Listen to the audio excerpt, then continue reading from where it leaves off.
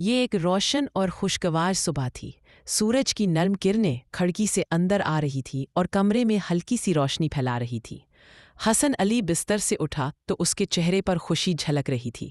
آج اس کے اسکول میں سائنس پروجیکٹ کا مقابلہ تھا اور وہ کئی دنوں سے محنت کر کے ایک خوبصورت گاؤں کا ماڈل تیار کر چکا تھا۔ حسن علی نے نہایت احتیاط سے اپنا ماڈل دیکھا، جو سبز کھیتوں، نیلے دریا اور چھوٹے چھوٹے گھروں سے سجا تھا۔ اس نے ماڈل بیگ میں رکھا اور تیار ہو گیا۔ کمرے سے نکلتے وقت اس کے والد نے محبت سے سر پر ہاتھ رکھا اور کہا، بیٹا، ہمیشہ یاد رکھنا کہ کامیابی سے زیادہ اہم ہے سچائی اور نیکی۔ حسن نے مسکرا کر اس بات میں سر ہلایا اور اسکول کے لیے روانہ ہو گیا۔ اسکول پہنچ کر حسن نے دیکھا کہ میدان مختلف پروجیکٹ سے بھرا ہوا ہے۔ ہر بچہ جوش و خروش سے اپنا ماڈل میز پر سجا رہا تھا۔ اچانک حسن کی نظر اپنے دوست احمد پر پڑی، جو ایک کونے میں اداس بیٹھا تھا۔ احمد کے ہاتھ میں اس کا ٹوٹا ہوا ماڈل تھا۔ وہ پریشان لہجے میں بولا، راستے میں آتے ہوئے میرا پروجیکٹ گر گیا، اب میں مقابلے میں حصہ نہیں لے سکوں گا۔ حسن علی نے یہ سنا تو وہ لمحہ بھر کے لیے سوچ میں پڑ گیا۔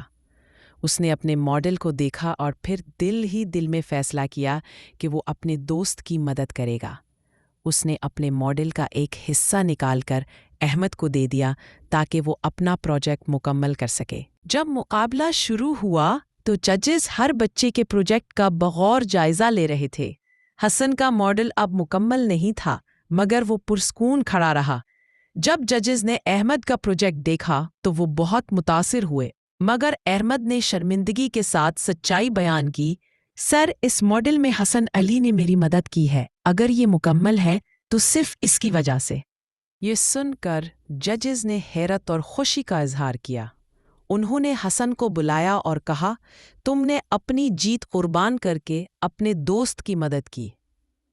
تقریب کے آخر میں اسکول کے پرنسپل نے حسن علی کو ایمانداری اور دوستی کا انعام دیا۔